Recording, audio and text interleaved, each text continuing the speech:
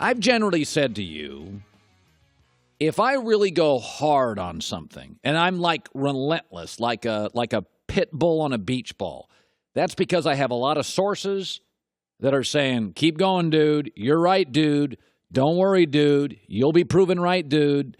Like the Tim Tebow thing, 6-game winning streak. I kept saying, everybody in the world fell in love. I'm like, no, it's not going to end. It's not God. It's just not going to work here. He can't make throws on 3rd and 11. Okay, it's not going to work.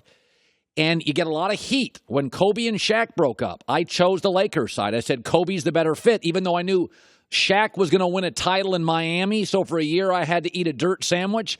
But I knew eventually that Kobe worked harder, would last longer, and would be the better long-term fit, even though initially he wasn't until he got Pau Gasol. Listen, this Westbrook thing, I'm right. He's difficult. And the people I trust in this league who don't play favorites and they're not in the media have been saying to me for like 2 years, you're on to something. Well, what do you know? Zach Lowe is a legitimate NBA writer with sources. This is not a random blog guy using other blogs as sources, which is the way the blogs often work. This is a legitimate guy who came out yesterday in his podcast, quote, there's an increasing number of people around the league who think the Thunder should look at trading Westbrook. There is a number of people who have heard it is just time to change something here. First of all, my initial take on this is, of course it is. He's hard to play with. He's lost 8 of his last 11 in the first round. He can't shoot when you have to have shooters. This kind of player, very Iverson-like, is dynamic and fun and talked about and viewed and clicked and doesn't win titles long-term. And this is on Oklahoma City as much as Westbrook. They picked the wrong guy. They had James Harden in-house, they had Westbrook in-house, and they had Kevin Durant in-house. Durant and Harden are less rigid, more coachable, and they can, I don't know, actually shoot.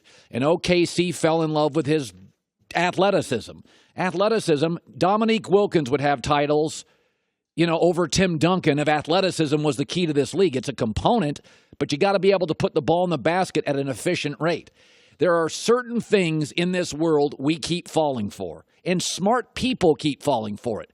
In the NBA, it's shooting guards that can't shoot and backcourt players that can't shoot.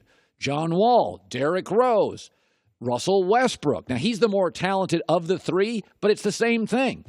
Can't really shoot long distance, but incredibly dynamic. You got no titles. And the problem with these athletic guys is once the athleticism goes, they fall off a cliff. I mean, Derrick Rose went MVP, injury, 8th guy in the T-Wolves. Like Kevin Durant's a 7-footer who can shoot. He could play until he was 60. I mean, Kobe Bryant could shoot.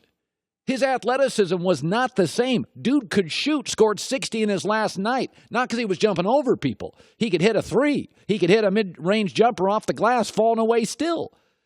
So there's just certain things we fall for. Those M. Night Shyamalan movies. He does The Sixth Sense. And everybody in Hollywood, smart people, The Village.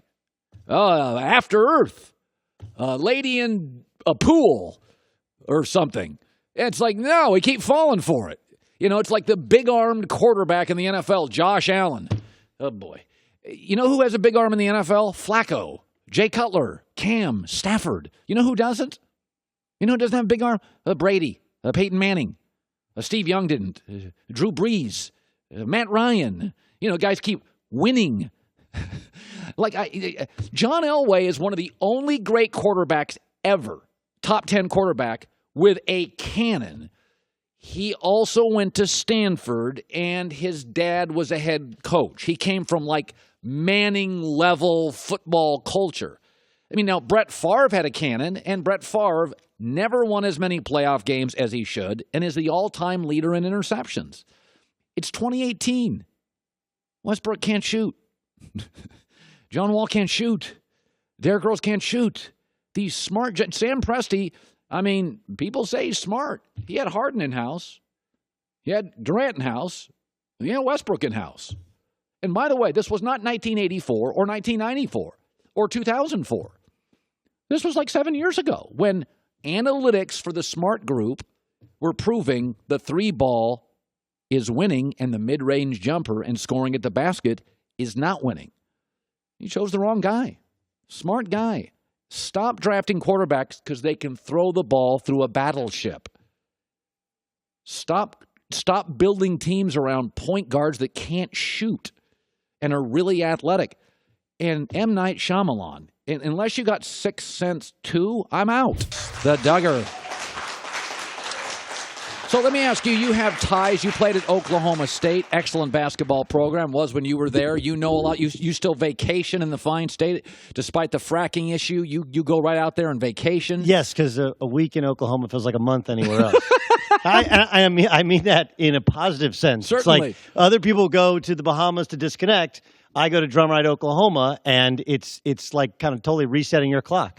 So the Westbrook stuff, Zach Lowe, who's a legitimate reporter, actually has real sources, comes out and says there's a little bit of a narrative now in the league where maybe you blow this thing up. Just your basic interpretation of the information. It would be a mistake. The hardest thing to find in the NBA is a superstar. Even harder when you're a small market. You know, one of the reasons that Oklahoma City has kind of forced themselves to make trades is because they know they can't land a top-level free agent. Right. And so you can only do it via the draft and having a guy via a trade. And they've played their way out of quality drafting position. And by the way, the reason they're really screwed is because they don't have a depth of young players. They traded away 2 for 1 for both Melo and for Paul George. So I'm not saying that Oklahoma City's in good shape, but I don't see a way, like the best you could hope for if you made a trade, 2 for 1, 3 for 1, 4 for 1, or with a draft pick, the best you could hope for is one of the players is as good as Russell Westbrook.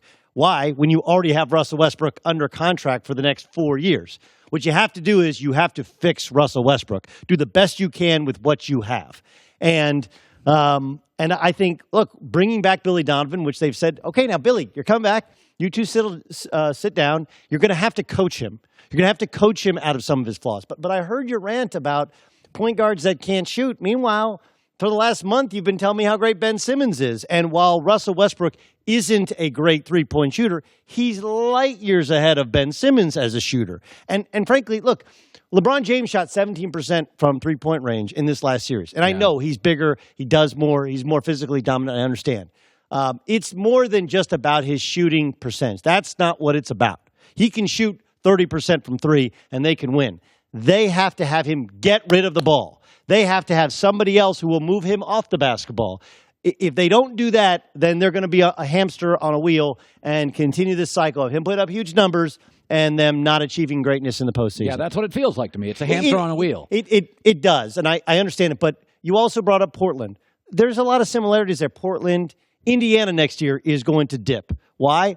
Okay, 2 years ago, Portland lost LaMarcus Aldridge. Not a lot of expectations. The first year he's gone, they play great. The second year LaMarcus Aldridge is gone, like, oh yeah, they kind of need that type of big guy. Yeah. Oklahoma City, last year they lose Kevin Durant. Hey, it's us against the world mentality. Same type of mentality. They probably overachieved last year. This year they kind of, water finds its level, if you will. Yeah. That's what's going to happen with Indiana. You lose these stars via trade, via free agency. You play your butt off for a year. Correct. And then water finds its level. Hi, everybody. Thanks for watching. Subscribe here to get the latest from the show. Also, be sure to check out more of the best clips from The Herd or go watch a few segments from other shows on FS1.